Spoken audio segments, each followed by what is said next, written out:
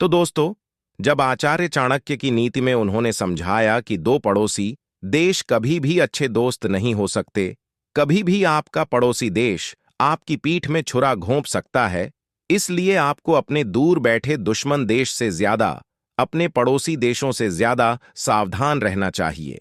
हालांकि कई लोग थे उस वीडियो में कमेंट कर रहे थे कि ऐसा नहीं होता, आप चीन और रूस को देख लीजिए, कितने अच्छे दोस्त हैं, कभी लड़ाई नहीं होता, और पिछले कई सालों से दोनों मिलकर किस प्रकार अमेरिका और पश्चिमी देशों का मुकाबला कर रहे हैं। ऐसे में आचार्य चाणक्य की बात गलत है। लेकिन 2 दिन भी नहीं हुए, खुद चीन और रूस ने आप सभी लोगों को जवाब साफ साफ दे दिया है।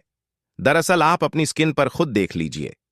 हाल ही में एससीओ समिट हुआ, उसमें मोदी तो नहीं गया। ऐसे में 2 बड़े लीडर यही थे, पुतिन और शी जिनपिंग।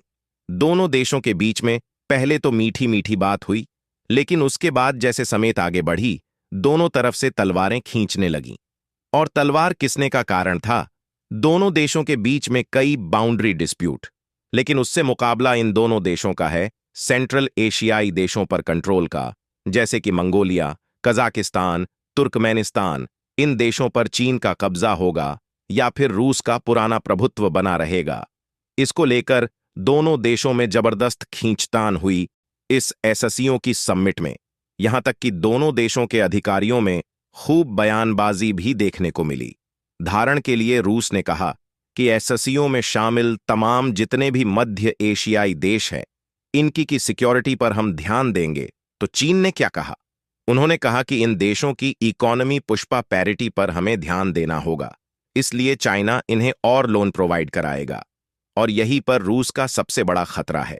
दरअसल रूस का प्रभाव पिछले साल से भी ज्यादा इन तमाम मध्य एशियाई देशों पर रहा है, और यह देश हमेशा से ही रूस पर निर्भर रहते आए हैं। लेकिन पिछले 13 सालों में ये चीजें बदली हैं।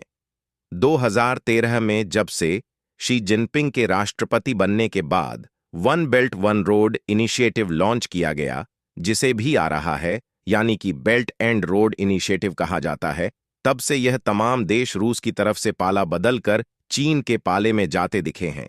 चीन में इन देशों को खूब जमकर लोन बांटे हैं, जिससे कि इनकी निर्भरता चीन पर शिफ्ट हो चुकी है, साथ ही इनकी लॉयल्टी भी।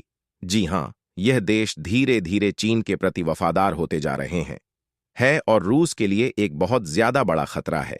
रूस कभी नहीं चाहता कि इन छोटे छोटे देशों पर अमेरिका चीन में से किसी भी देश का प्रभाव बढ़े। आपको हुए अमेरिका का तो समझ में आया, वह रूस का प्रतिद्वंदी है और पुराना दुश्मन है चीन। चीन तो उनका दोस्त है। बढ़ने पर भाव तो मैं आपको दिखा देता हूं, चीन इनका कितना बड़ा दोस्त है। आप देखिए, ये पिछले साल 2023 की खबर है, जब चीन ने रूस का एक जो बहुत बड़ा आइलैंड है, जिसको लेकर दोनों देशों के बीच में डिस्प्यूट रहा है, उस आयरलैंड को नक्शे में अपना हिस्सा बता दिया था। जी हां, बाद में चीन ने कहा कि गलती से ऐसा हो गया था, लेकिन इससे चीन की इंटेंशन साफ साफ दिखाई देती है। इसके अलावा पिछले 3-4 सालों से रूस का जो शहर है व्लादिवोस्तोक, जो कि इनके पूर्वी इलाके नहीं पड़ता है और सबसे बड़ा शहर है पूर्वी इलाके का, चीन का कहना है कि सदियों पहले यह शहर हमारा था और एक रूप से हम यह शहर छीन लेंगे। कि इस बात से रूस अच्छी तरह वाकिफ है कि ज्यादा ताकतवर चीन उसके लिए भी घातक है। इसीलिए रूस कभी भी भारत का साथ नहीं छोड़ता, क्योंकि उसे लगता है कि भारत चीन के ऊपर एक चेक मार्क की तरह है, जो कभी भी उसे हद से ज्यादा ताकतवर नहीं बनने देगा। लेकिन रूस को इस बात का अंदाजा है कि भारत को चीन से ज्यादा ताकतवर बनने में अब भी कुछ साल का वक्त लगेगा। ऐसे में तब तक रूस चीन को रोकना चाहता है, और इसीलिए उसने एससीओ समिट में इन छोटे छोटे देशों की सिक्योरिटी का मुद्दा उठाया, ताकि उन्हें यह मैसेज दिया जा सके कि चीन आपको फंसा रहा है। आप अपनी सिक्योरिटी का ध्यान दीजिए, क्योंकि आपकी सिक्योरिटी में रूस की सुरक्षा जुड़ी हुई है। और इससे आप अंदाजा लगाइए कि जो पॉलिटिक्स कितनी ज्यादा कॉम्प्लिकेटेड उलझी हुई है, जहां सुबह 2 ताकतवर नेता कहते हैं कि हम अपने संबंधों के इतिहास की ऊंचाइयों पर ले जाएंगे, शाम होते होते वह एक दूसरे की कॉपी करने लगते हैं। ऐसे ही नॉलेज वीडियो देखने के लिए लाइक और चैनल को सब्सक्राइब जरूर करें।